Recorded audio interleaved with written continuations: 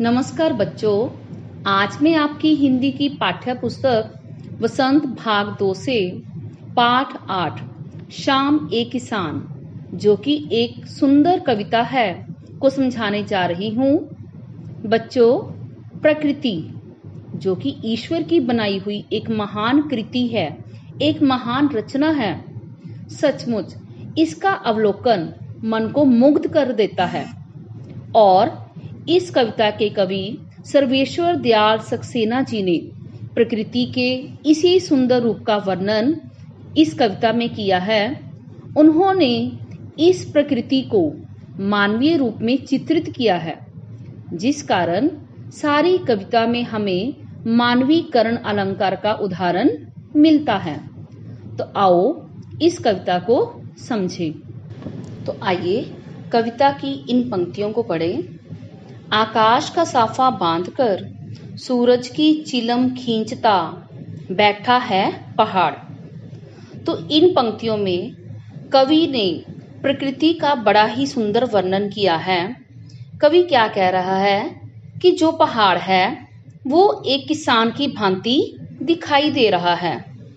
जिस प्रकार से कोई किसान अपने सर पर साफा यानी पगड़ी बांधकर बैठा हो, ठीक इसी प्रकार ही पहाड़ भी अपने सर पर आकाश रूपी साफा बांधकर बैठा है। और वह सूरज रूपी चिलम आप समझते होंगे, जैसे गांव में किसान जो हैं हुक्का इत्यादि पीते हैं, जिसे हम सिगार भी कह सकते हैं। तो वह पहाड़ क्या कर रहा है, सूरज रूपी चिलम को वो पी रहा है। आगे की पंक्तियों में कवि क्या कह रहा है, घुटनों पर पड़ी है नदी चादर सी, पास ही दहक रही है पलाश के जंगल की अंगीठी। तो कवि अब बता रहे हैं कि जिस प्रकार से जाड़े से बचने के लिए, सर्दी से बचने के लिए कोई किसान अपने घुटनों पर चादर ओढ़कर बैठ जाता है, ठीक इसी प्रकार से पहाड़ के पांवों तले जो नदी बह रही है वो भी ऐसे लगती है कि मानो उसने ठंड से बचने के लिए उसे ओढ़ रखा हो, यानी उस नदी को एक चादर के रूप में ओढ़ लिया है। किसने? पहाड़ ने। उसी पहाड़ के पास पलाश के जंगल दिखाई दे रहे हैं। ये पलाश के जंगल जो कि अक्सर लाल रंग के होते हैं, तो कवि ने यहाँ उन जंगलों को अंगीठी के समान बताया है। जिस प्रकार से अंगीठी में रखे हुए लाल रंग के कोयले जो हैं वो सेक देते हैं, हमें गर्मी देते हैं, ठीक इसी प्रकार से पलाश के जंगल भी इसी प्रकार दिखाई दे रहे हैं कि जैसे कोई पहाड़ अपनी ठंड से बचाव के लिए, अपनी रक्षा करने के लिए उन जंगलों की आग को सेक रहा हो। तो इस प्रकार से कवि ने इन पंक्तियों में प्रकृति का बड़ा ही सुंदर वर्णन किया है, बड़ा ही मनोहारी वर्णन किया है कि किस प्रकार से ठंड से बचने के लिए, जाड़े से बचने के लिए पहाड़ रूपी किसान जो है वो अपनी रक्षा कर रहा है। कविता की अगली पंक्तियां देखिए। अंधकार दूर पूर्व में सिमटा बैठा है भेड़ों के गल्ले सा। तो यहाँ पर कवि ने क्या बताया है कि जो अंधकार है वो दूर पूर्व दिशा में इस प्रकार से दिखाई दे रहा है जैसे कोई भेड़ों का गल्ला हो, भेड़ों का कोई झुंड हो। आपको पता है कि जो सूर्य जो है पूर्व दिशा से उदय होता है और पश्चिम दिशा में वो अस्त हो जाता है। शाम के समय जब सूर्य पूर्व से होता होता पश्चिम में चला जाता है, तब पूर्व दिशा में क्या होता है कि कुछ अंधेरा होता है और कुछ सूर्य की रोशनी होती है। लेकिन वही धीरे धीरे रोशनी जो है वो भी समाप्त हो जाती है। और उस समय पूर्व दिशा कैसे लगती है, जैसे कोई भेड़ों का झुंड हो। भेड़ें जो होती हैं अक्सर चितकबरे रंग की होती हैं, कहीं कहीं काली और कहीं कहीं वो सफेद रंग की दिखाई देती हैं।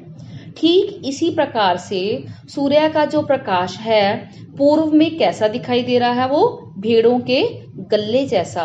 तो यहाँ पर गल्ला क्या होता है, झुंड, यानी कि भेड़ों का समूह। तो इसी प्रकार से कवि ने बताया है कि वहां पर जो पहाड़ जो है वो सिमट कर बैठा है, वो बड़े ही निश्चिंत भाव से अपने घुटने मोड़कर बैठा हुआ है।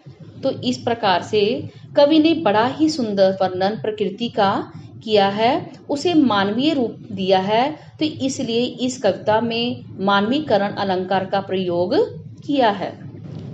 आगे कवि क्या बता रहे हैं, कविता की इन पंक्तियों को जरा ध्यान से पढ़िए। अचानक बोला मोर, जैसे किसी ने आवाज दी, सुनते हो। कि जब पहाड़ रूपी किसान बड़े ही निश्चिंत भाव से बैठा हुआ था, तभी किसी मोर की आवाज सुनाई देती है। और वो आवाज कैसी लगती है, जैसे किसी ने कहा हो, सुनते हो। और उस आवाज को सुनकर पहाड़ रूपी किसान एकदम हड़बड़ा जाता है, डर जाता है। और फिर क्या होता है कि उसके हाथ में पकड़ी हुई चिलम जो है वो उल्टी पड़ जाती है और नीचे गिर जाती है। और उस चिलम के गिरने से चारों तरफ धुआं धुआं सा होने लगता है। सूरज डूबा, अंधेरा छा गया। तब क्या होता है कि सूरज के डूबने से चारों तरफ अंधकार ही अंधकार दिखाई देने लगता है, अंधेरा दिखाई देने लगता है। तो कवि ने सूरज को एक चिलम के रूप में चित्रित किया है, जिसके डूबने पर अंधेरा ही अंधेरा छा जाता है।